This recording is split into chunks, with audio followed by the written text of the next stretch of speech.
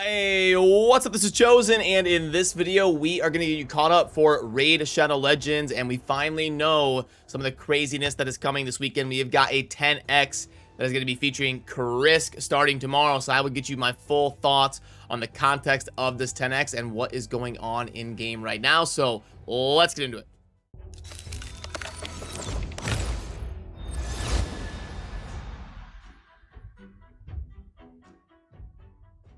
Alrighty, so first of all, the 10x is not live right now. We are just getting word of this about it coming soon, and the countdown in game that you see up there, the summon rush under the events tab, you can see on screen it says 18 hours 13 minutes. That is basically a pseudo countdown to when the 10x is finally going to be live in game. But you will also see under the portal there will be the aesthetic, and then if you click the eye, it will show the champions down here in this empty space. Under the default summoning chances, it will list the champions that are part of the 10x. But now let's get you full context on all the champions in it. So, all right, first up is going to be KRISK the Ageless, and obviously this guy is the crown jewel they are featuring of this 10x, the one that most of the people who are pulling Void Shards are going to be hoping they get in this 10x. He is an insane early game account changer, mid game, end game, tag team arena, Doom Tower, CC, decrease speed, place and provokes, basically has a shield set for a passive. Super tanky, super sturdy, ally protection. Like, this guy is just a ridiculous summon for your account. I don't have him. I wish I did. And it's going to be a conundrum for me on pulling shards during this 10x because he's one of those rare champions that is a super account changer for basically everyone. Next up is Martyr, and Martyr is a very solid legendary for sure. She has been power creeped a little bit as Raid has aged and changed. Back in the day, there was a point in time where the Raid community consensus was kind of that Martyr is the top legendary in the game, but that's not the case anymore. She is still definitely amazing. The counterattack role is still very rare, with basically just being Valkyrie, Skull Crusher, and Martyr for AoE, full ally counterattack and stuff like that for those compositions. So Martyr, definitely a really solid legendary still for sure. Ignatius is also going to be a part of this, and he is aging really well actually as Raid progresses. He has the AoE HP burn, which is actually guaranteed. It cannot be resisted, so you can do a 0 accuracy AoE HP burn to do cool things in like those later spider levels where HP burn is really amazing, or even like in the arena to pair with your torment or something to get the HP burns and the freezes and proc and the torment effects and all that. So Ignatius, a sturdy champion with some CC, multiple AoE abilities, and definitely a really cool champ to have on your account. And the last legendary part of this weekend's 10x is going to be Black Knight. Now, Black Knight's okay, not a trash can, not S tier, just kind of one of those middling legendaries in the grand scheme of Raid. But I mean, it has some like CC on the A1 and a super consistent. This can be booked to a 2-turn cooldown, which is pretty cool. Of continuous heal and increased defense for the whole team. So yeah, I mean, there is some utility here. Definitely really good for faction wars and all of that, but definitely not like a KRISK or anything. Now for the epics, first up is Prundar. I'll go through the epics a little bit quicker. Prundar is a newer addition to Raid in the more recent months.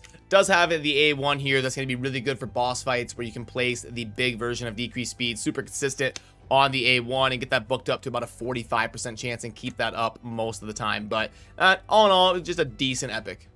Giskard is a pretty solid progression epic, and shielding can be super cool. The funny thing to remember about Giskard is when they announced him as an addition to Raid, they actually had this ability here, Lion's Roar, could be booked to a 2-turn cooldown, and Plarium had to be kind of like, whoa, whoa, whoa, whoa, whoa. And they made that 4 turns where you can book it to 3 instead of booking it to 2. So, yeah, I mean, Giskard's a pretty solid progression champion. Bergoth, the Malformed, is, I mean, he's got some cool stuff like the passive here that is going to heal all allies besides himself whenever he receives damage because he's got the AoE provoke on the A2, but it's a 4-turn cooldown and really, really book dependent. It starts at 30 and then it goes all the way up. It doubles from 30 to 60 with the books, and the A1 that only heals himself, and it has to be critical, so you have to build crit rate on him, which makes him a lot worse. So, I mean, yeah, Bergoth is just kind of meh. Then the last champion in this 10x is going to be Taraji the Frog, obviously a new addition to the game for the Shadowkin. Now, I think this guy's going to be pretty solid. A good addition to the Shadowkin, going to be one to build for faction wars and stuff. Definitely has some utility with the big version of decrease attack for boss fights, stuff like that. AoE provoke, book to a 3-turn cooldown. It can become pretty reliable. You get a couple of debuffs on there, you can scoot this up to 60-65% chance of AoE provoke, which is really good for an epic. And then also a booked up 3-turn cooldown of shield based on his HP and some ally protection. Like, definitely a pretty solid kit here for an epic. Not to mention getting some extra damage from poisons placed by the passive here. So yeah, Taraji, definitely a fun epic. So to wrap up, the 10x this weekend starting tomorrow is going to be KRISK the Ageless, Martyr, Ignatius, Black Knight, Prundar, Giscard, Burgoth, and Taraji. You know, it's a good 10x. The champions in it are pretty decent. There really isn't like a miscreated monster or a man-eater or some crazy epic that's part of it. Unfortunately, those are usually the ones I like more, because it's like, hey, at least this is a good opportunity to really scoop up this epic that you really want on your account. So that is a knock against it. The epics are just kind of decent, but obviously I think the selling point of this 10x is going to be if you are close to your mercy system. Like if you've had a long dry spell of void shards, you're up there at like 120, 150, 180 void shards, Sensei legendary, it might be a good opportunity to go for KRISK, because he is a super cool champion to have, and 10x's are way more impactful for void champions than non-void champions, because there's a lot less void champions. So you do have better odds of targeting. Like when there's a 10x for Duchess or Mashalette or something, there's a lot, they're non-void legendaries. So the fact that there's a lot more non-void legendaries means your odds of that 10x actually proccing for you during your shards is a lot less than the KRISK event like this one. So it's still not guaranteed. It's still not going to be amazing odds, but to get a super game-changing champion like KRISK, I'm anticipating a lot of people that are close to their mercy system are going to be YOLOing for KRISK here. If you were waiting for that opportunity, this is probably a pretty good spot to do it. But for 90% of you out there, I think the better route to go for long-term management of your account is to have the discipline to wait until a 2x event.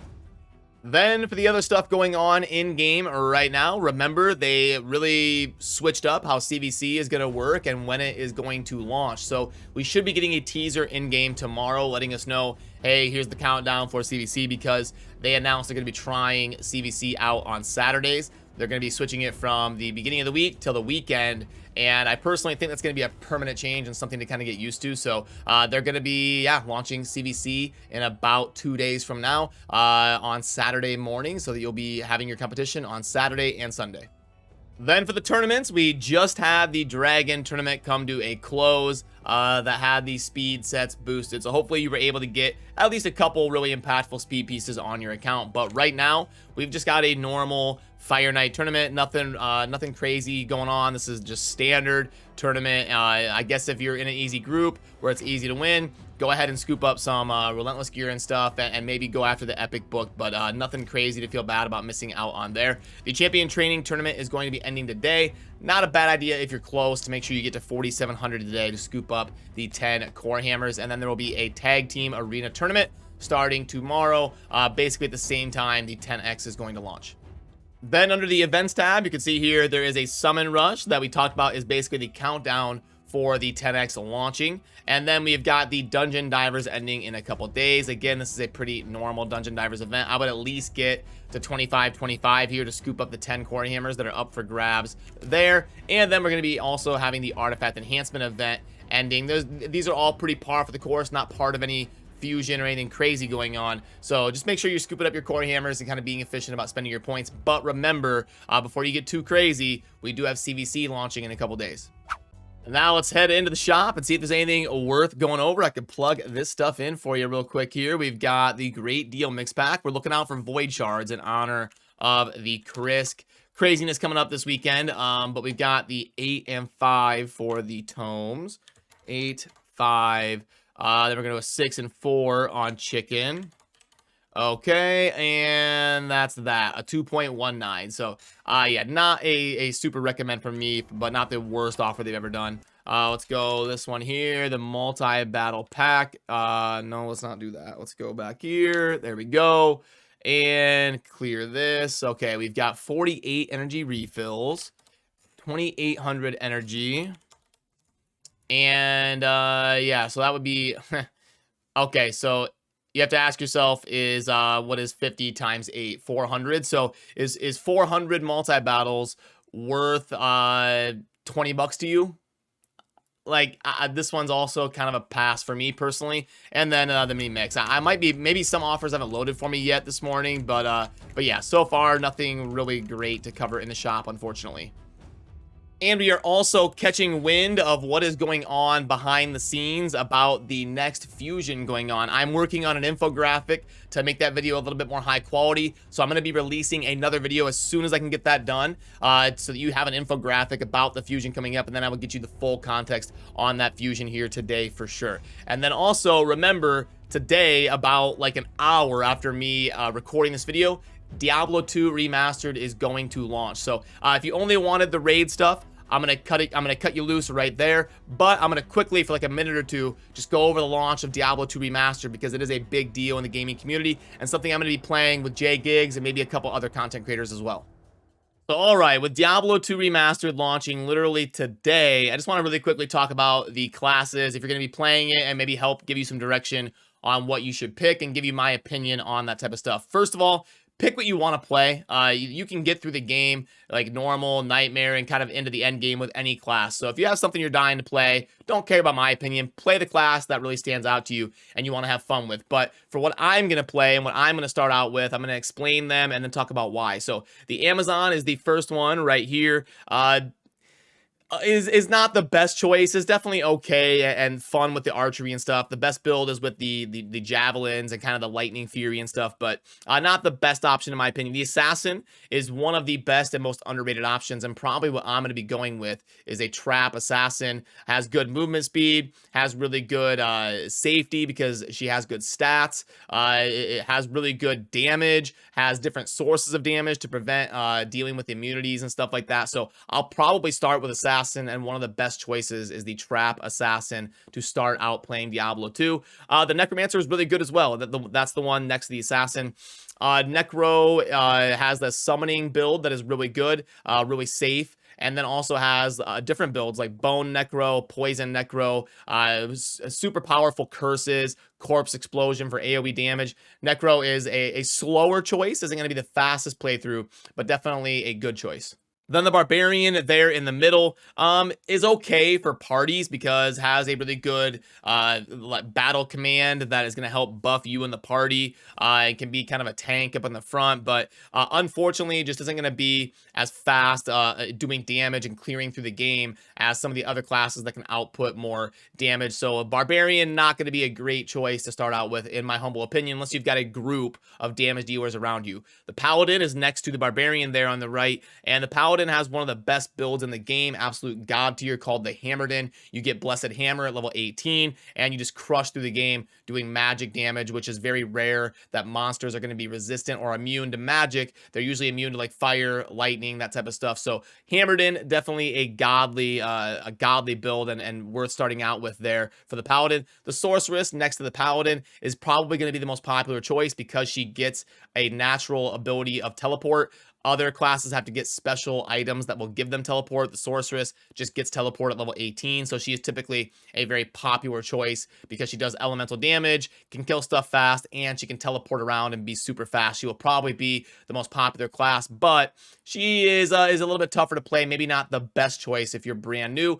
And then next to her on the far right is the Druid. Druid has a solid playthrough experience as well. Definitely can do some pretty decent damage, and not a class that I'm super expert on, but I do know that people do very well starting out with them as well. But I think, personally, the best ones to pick are Assassin, Necro, Paladin, and Sorceress. Those four, I think, all have pretty good starter options and can be really good from beginning to end game. And I'm probably going to be going Trap Assassin, and I believe the Jay Giggs, who I'm starting out with, is going to be going with the Sorceress. So should be a fun little playthrough, and if you're playing Diablo 2 Resurrected, good luck on launch and have fun.